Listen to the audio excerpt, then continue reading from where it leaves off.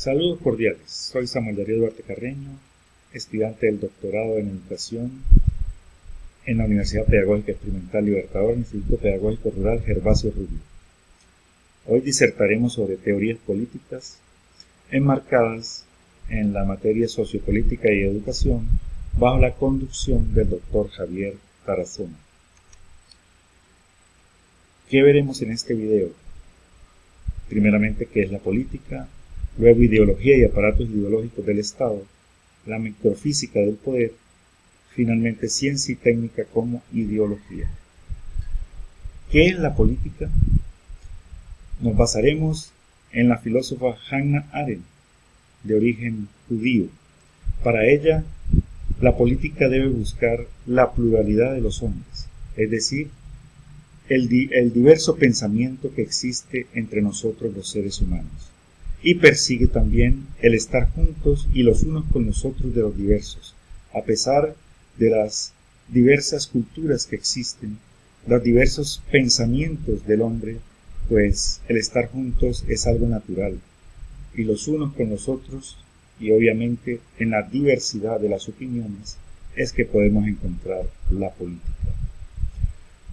La autora propone que en medio del caos reinante en una sociedad es cuando se puede producir una organización política óptima.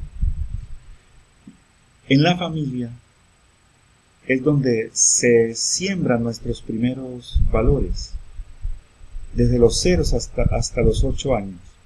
La familia, sin embargo, es vista como un albergue dentro de un mundo inhóspito en el cual crecemos. Dentro de la familia se pierde la esencia de la pluralidad, debido a que la autoridad, tanto materna como paterna, se imponen ante las opciones de libertad del hijo. El hombre solo existe en la política. Eso es un axioma que propone nuestra filósofa de estudio. Es decir, la existencia, tal como diría René Descartes, pienso, solo existo, entonces para ella solo existimos si estamos en la política. El Sum Politicum es uno de los grandes basamentos en los cuales nos propone la autora. El hombre es un ser libre por naturaleza, pero estamos en un territorio delimitado, bien sea dentro de nuestro municipio, nuestro estado o departamento, nación o incluso a nivel mundial. Los prejuicios son algo importante para poder realizar política. Sin ellos, pues será muy difícil poder llegar a extractar los juicios para el cual, o juzgar, para el cual debemos nosotros emplear todos nuestros presaberes. Y es obvio que la política a lo largo de los depósitos históricos de la humanidad se ha creado como dominadores y dominados, es decir, aquellas personas que la ejercen, que dominan y subyugan a la clase mayoritaria. Ingresando pues al interior, a la esencia de la política, la cual persigue realmente el bien común de los hombres. Pero el exterior de la política, aquello que se nos muestra, es una propaganda conducida por los mass media y obviamente en los cuales se nos presenta también una cruda violencia cuando hay grandes cambios políticos dentro de una sociedad. El pensamiento político se basa en la capacidad de juzgar. Y como decíamos previamente, esa capacidad de juzgar está enraigada en los prejuicios que tenemos cada uno de los individuos. Obviamente, siguiendo ciertas reglas y criterios, es que podemos juzgar los existentes. La política persigue la preocupación por el hombre. Esa es la verdadera esencia de la política. Sin embargo, si analizamos el entorno político mundial, ¿será cierto esto lo que persigue? ¿O cada nación persigue sus propios intereses de acuerdo a los hombres de turno que la posesionan? Pues bien, el hombre a su vez procura la preocupación por el presente. La política está dentro de un espacio que persigue la unión de los hombres. Sin embargo, al perseguir la unión de los hombres, paradójicamente los separa y los reúne. Como en conjuntos disyuntos, entonces esa unión es cuando presentan pensamientos igualitarios y entonces nacen lo que es los partidos políticos, los cuales a su vez se separan de acuerdo a sus ideales contrarios. La polis es un espacio compartido donde los seres humanos podemos compartir nuestras opiniones con los otros en busca del diálogo, pilar fundamental de la política. ¿En qué se basa la política? Pues como vimos anteriormente, entre la pluralidad de los hombres. Sin embargo, dentro de esa gran pluralidad de los hombres deben destacar singularidades, las cuales son las que van a conducir los grupos para poder posicionarse. Podemos mencionar los líderes de turno, estar juntos y los unos con los otros de los diversos. Si pensamos en lo que fue la independencia de nuestros países americanos, pues los héroes estaban juntos. Cuando lograron sus objetivos, entonces se notaron que cada uno tenía pensamientos diversos de cómo gobernar un país. La familia es el pilar fundamental también de la política. Y la familia, de acorde a cómo es gobernado el Estado, pues de esa misma manera ella seguirá esos lineamientos. El hombre solo existe en la política, hablado ya esto previamente, y la libertad en el ámbito del entre de la política, es decir, la verdadera política persigue lo que es la libertad y cero autoritarismos. La misión de la política es elaborar un mundo transparente, un mundo que persiga los ideales del bien común. Sin embargo, ¿será cierto eso lo que persiguen nuestros gobernantes? ¿Qué pasa cuando se reúnen la Organización de Naciones Unidas? Discuten los objetivos de la humanidad, pero pocos de ellos se cumplen porque realmente el poder económico es tan grande que se contrapone al bien común de la humanidad. Y obviamente otra de las grandes misiones es distinguir la idea de poder de dominio y violencia. Cuando una clase dominante gobierna, debe procurar la igualdad, pero cuando se está agotando recurre a lo que es la violencia. En consecuencia, llegamos a una definición de la política según Hannah Arendt, la cual dice que es el lugar donde es posible entablar un diálogo entre personas libres e iguales, en el cual hay palabra y acto. A veces las reuniones se quedan solamente en palabras, en acuerdos, pero no en la ejecución, y eso es importante para garantizar de que en realidad existe la política. Pasamos entonces a estudiar la ideología y aparatos ideológicos de Estado de Louis Althusser. Dentro de los aparatos ideológicos de Estado tenemos lo que es la familia. Entonces, de acuerdo a la ideología del Estado, la familia moldea al individuo, a sus hijos, para poder llegar a convivir dentro de esa nación. La escuela es una institución legitimizadora de la ideología de turno en la nación correspondiente. Transmitimos, pues, los conocimientos de acuerdo a los lineamientos que emanan el Ministerio de Educación Nacional y por ende forma los jóvenes preparados para luchar o enfrentarse a la sociedad de trabajo delineada por los objetivos de los gobernantes.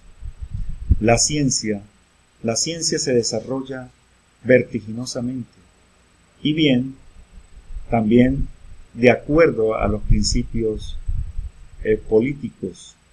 El arte, los medios de comunicación es uno de los aparatos más utilizados por el Estado para poder penetrar ante los individuos, ante sus habitantes, y poder propagar sus ideas y bombardear continuamente por medio de noticieros, redes, entre otros.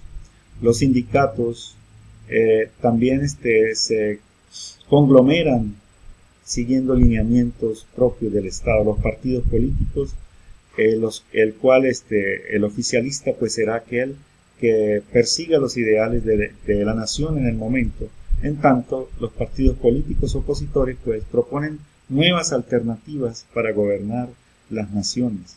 La Iglesia a lo largo de la historia ha tenido un poder preponderante en los grandes cambios que han ocurrido en las sociedades, porque el hombre es un ser espiritual, naturalmente, persigue lo que es el ser supremo, y amparado en esto, pues la Iglesia influye de una u otra manera en sus feligreses para seguir las corrientes que ellos establecen. Pasamos pues a la microfísica del poder. ¿Cómo es el poder realmente? Y cómo el poder se ejecuta. Pues bien, para Foucault, el poder se ejerce, es decir, se da una autoridad y de acuerdo a esa autoridad se debe ejercer sin extralimitarnos, es decir, no se detenga. Y los efectos del poder pues se notan en la nación.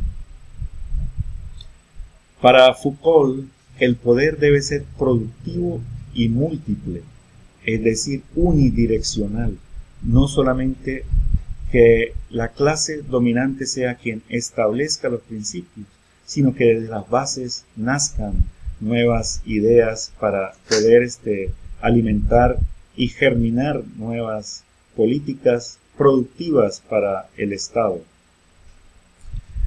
Eso es lo que Foucault dice como el análisis ascendente del poder.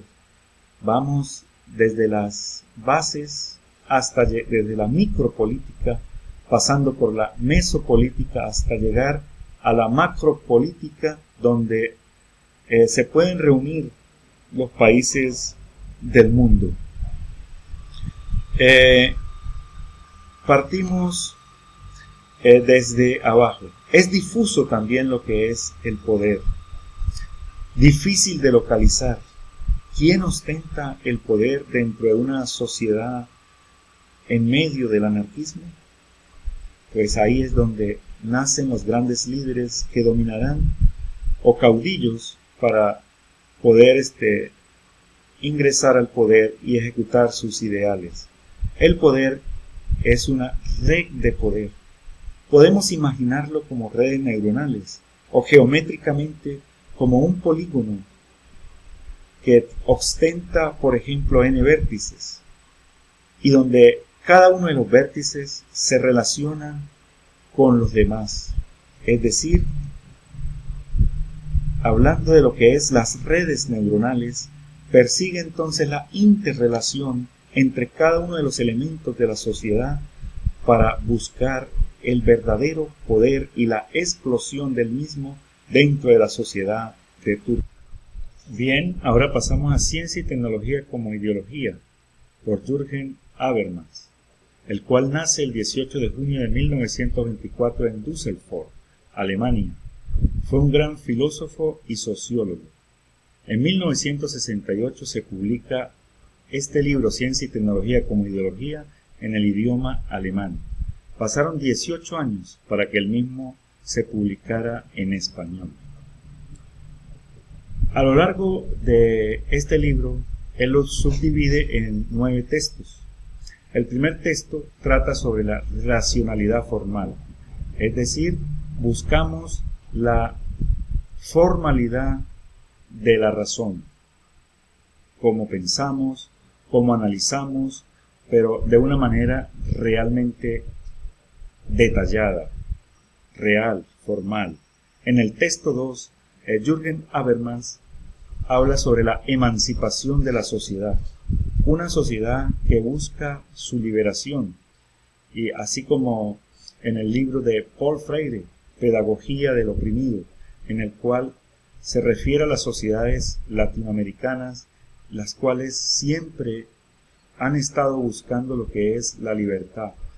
A lo largo de las luchas independentistas y después que se logra la victoria sobre el Imperio Español, pues han sucedido infinidades, ¿no?, de luchas internas buscando lo que es el poder.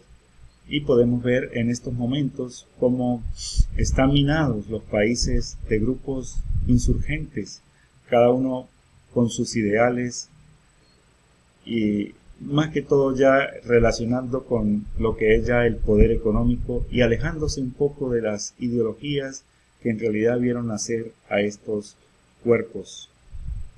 En el texto 3 presenta ya lo que es el concepto de racionalidad, el principio filosófico que es la razón, el individuo, el pensar de manera libre, abstracta y luchando por sus ideales.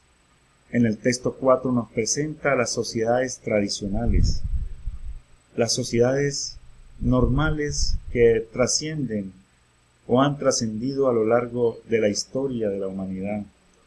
Pues bien, tenemos lo que es la sociedad latinoamericana, la cual nos atañe por ser propios de estos países. Y bien, es una sociedad totalmente voluble, cuyas líderes han aprovechado, ¿no?, para ganar los votos, y luego de estar ahí se olvidan de sus promesas y se eternecen o tratan de eternecerse en el poder. En el texto 5 habla de la lucha de clases y racionalización, luchando contra el capitalismo. Las clases de abajo llega un momento en que ya no soportan la subyugación de las clases dominantes y entonces comienza esa lucha, pero es una lucha amparada en la razón, en ideales propios del ser humano para lograr lo que es la búsqueda del bien común.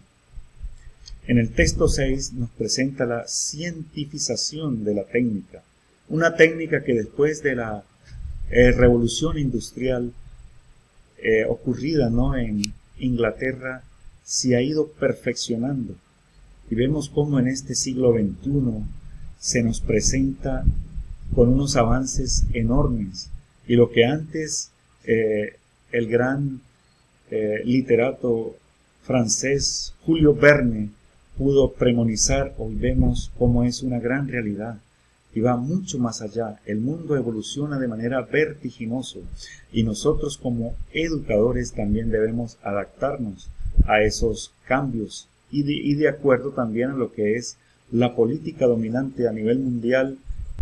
En el texto 7, Habermas nos habla de la lucha de clases y debilidades del capitalismo.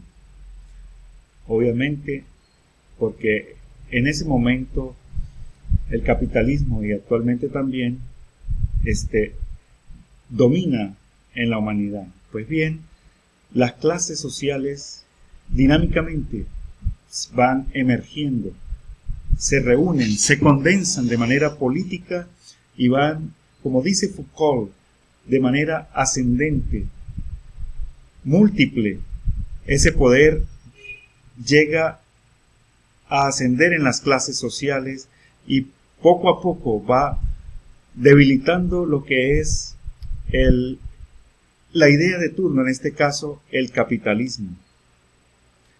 Dentro del texto 8, Habermas nos habla de las funciones legitimadoras del dominio, es decir, aquel quien está en el poder necesita crear estructuras para poder legitimar lo que realiza y así subyugar a su población.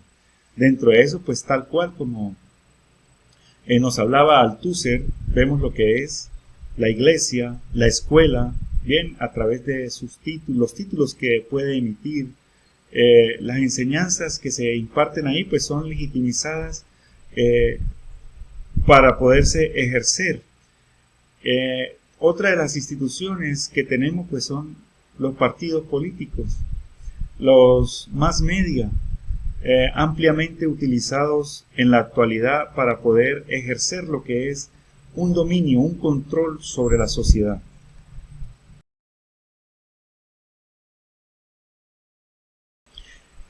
Finalmente, en el texto 9, Habermas nos habla de la despolitización de la población contra la ideología tecnocrática. Los gobiernos tratan de imponer lo que es su tecnología, buscando dominar siempre a las clases más o menos favorecidas. Sin embargo, la población reacciona en alguna manera para poder desmontar esa política y lograr lo que es la verdadera política de aquella que nos habla Hannah Arendt.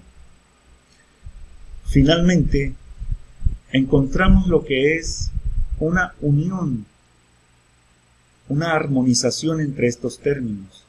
La política siempre debe estar sujeta a lo que es una ideología, pero una ideología que persigue lo que es el poder visto desde una manera múltiple, en redes, tal como lo dice Foucault, y una política vista como un diálogo de saberes, la búsqueda de acuerdos y sobre todo que esos acuerdos se ejecuten para que realmente los pueblos puedan ver lo que es la ejecución, el bien común de la verdadera política y amparado también en la ciencia y técnica de la actualidad, que eso es muy importante y debemos utilizar todas las fuerzas de las redes sociales, de la técnica, los aparatos que se han creado para emplearlos para el bien de la humanidad y no para la destrucción como ocurre y han ocurrido en las Primera y Segunda Guerra Mundial y en las guerras que han ocurrido recientemente, en búsqueda del poder económico y no realmente del bien de la humanidad. Finalmente, dejo con ustedes un pensamiento propio de acuerdo a lo aprendido en este tema de teorías políticas. La sociedad inmersa en su mundo técnico es adoctrinada subliminalmente por los gobiernos dominantes en el planeta Tierra. Fue un placer para ustedes, Darío Duarte.